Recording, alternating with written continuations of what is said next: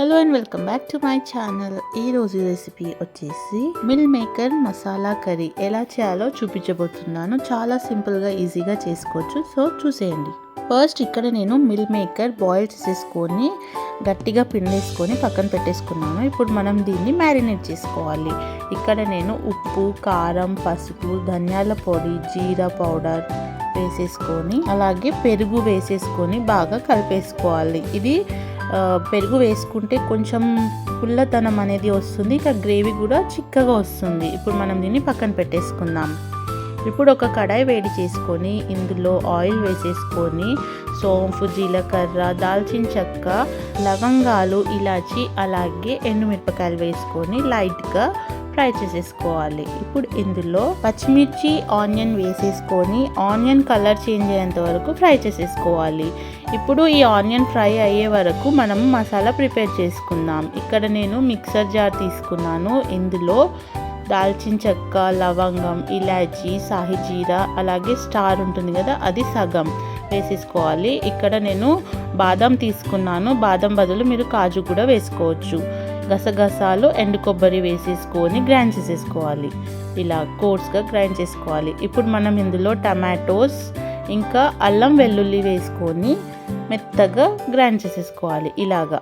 ఇప్పుడు మనం ఇది పక్కన పెట్టేసుకొని చూసారు కదా, ఆనియన్స్ కూడా ఫ్రై అయిపోయింది. ఇందులో కారం, ధనియాల పొడి, పసుపు, ఉప్పు వేసేసుకొని ఒకసారి బాగా కలిపేసుకోవాలి.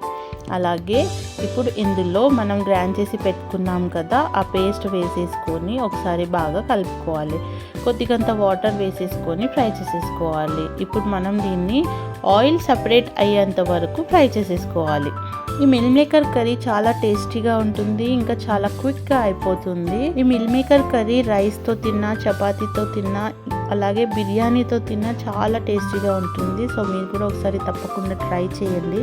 ఇది నాన్ వెజ్ తినని వాళ్ళకి ద బెస్ట్ రెసిపీ అనొచ్చు. సో డెఫినెట్లీ మీరు కూడా ట్రై చేయండి. ఇప్పుడు మనం మూత పెట్టేసుకొని ఆయిల్ సపరేట్ అయ్యేంత వరకు కుక్ చేసేసుకోవాలి.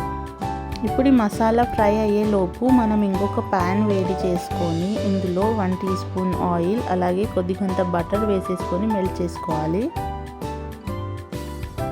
బటర్ మెల్ట్ అయ్యాక మనం మ్యారినేట్ చేసి పెట్టుకున్నాం కదా మిల్ మేకర్, అది వేసేసుకొని ఒక 4 to 5 మినిట్స్ వరకు హై ఫ్లేమ్ మీద ఫ్రై చేసేసుకోవాలి.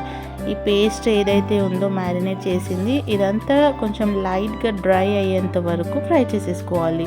ఇలా ఫ్రై చేసేసుకుంటే మిల్ మేకర్ పచ్చితనం అనేది పోతుంది. మనం తినేటప్పుడు అదొక టేస్ట్ వస్తుంది కదా పచ్చిగా, ఆ టేస్ట్ అనేది రాదనమాట. ఈ మసాలా అంతా మిల్ మేకర్ లోపల వరకు వెళ్ళి లోపల నుంచి టేస్ట్ వస్తుంది. సో ఇలాగా డ్రై అయిపోవాలి. ఇప్పుడు ఇది ఫ్రై అయిపోయింది.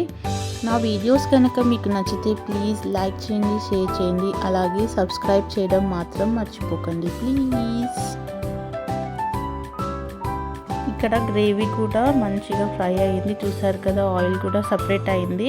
ఇందులో మనం ఫ్రై చేసి పెట్టుకున్న మిల్ మేకర్ అలాగే కొద్దిగంత పుదీనా, కసూరి మేతి వేసేసుకొని ఒకసారి బాగా కలిపేసుకోవాలి.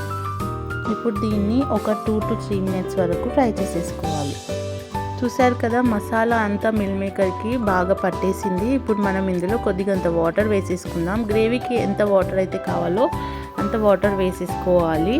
మీకు ఎంత పల్చగా కావాలంటే కొంచెం వాటర్ ఎక్కువ వేసుకోండి, కొంచెం గట్టిగా కావాలంటే కొద్దిగా వాటర్ వేసేసుకోవాలి, ఎందుకంటే ఇది కొంచెం చల్లారాక గట్టిగా అయిపోతుంది. ఇప్పుడు కొద్దిసేపు ఇది బాయిల్ చేసేసుకోవాలి.